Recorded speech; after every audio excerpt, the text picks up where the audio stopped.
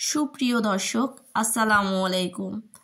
কাছে এবং দূরে যে যেখান থেকে আমার এই ভিডিওটি দেখছেন, আশা করছি সকলেই অনেক অনেক ভালো আছেন। আজকে আমি আপনাদের সাথে শেয়ার করব সহজ একটা রেসিপি।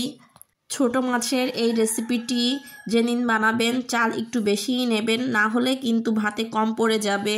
তাই মজা হয় এই ছোট মাছের ঝোল যে আঙুল চেটে পুটে খাবেন। আমি চুলাতে একটা কড়াই বসিয়ে দিয়েছি, এর মধ্যে দিয়ে দিয়েছি 1 কাপ পেঁয়াজ কুচি নিয়েছি কাঁচামরিচটাকে আমি মাঝখান থেকে কেটে নিয়েছি। দিয়ে দিব স্বাদ মতন লবণ, হাফ চা চামচ হলুদের গুঁড়া, দিয়ে দিব সামান্য পরিমাণের মরিচের গুঁড়াটা আপনারা আপনাদের স্বাদ মতন দিবেন।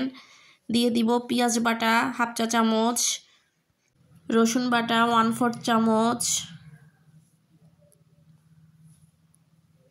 দিয়ে দিচ্ছি জিরা বাটা 1/4 চামচ। এখন আমি সবগুলো মশলা হাত দিয়ে একটু ভালো করে মেখে নিব। এই মাছটাতে পেঁয়াজের পরিমাণটা একটু বেশি লাগে।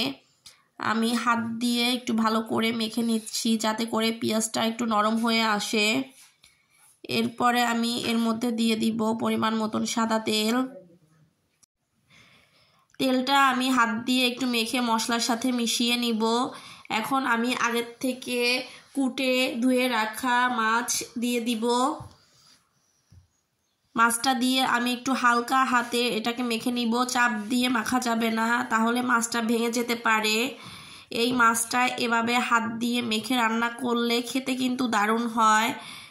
আমার চুলাটা কিন্তু এখনো বন্ধ, আমি এখনো চুলায় আগুন দিইনি। আমি চুলাটা এখন ধরিয়ে দিব। সব কিছু আগে রেডি করে তারপরে চুলার আঁচ জ্বালিয়ে দিতে হবে। এখন আমি এর মধ্যে দিয়ে দিব পরিমাণ মতন পানি। ছোট মাছ রান্না করতে বেশি সময় লাগে না, 10 থেকে 12 মিনিটের মধ্যে মাছটা হয়ে যায়, এর জন্য পানিটাও অল্প লাগে। এখন আমি এর মধ্যে দিয়ে দিব টমেটো। দেখুন আমি টমেটোগুলো এভাবে ছোট ছোট করে কেটে নিয়েছি। আমি এখানে একটা টমেটো দিয়ে দিয়েছি। এখন আমি এটাকে ঢাকনা দিয়ে ঢেকে কিছুক্ষণ রান্না করে নিব। 10 মিনিট রান্না করে নিয়েছি। এখন আমি ঢাকনা তুলে একটু নেড়ে দিব।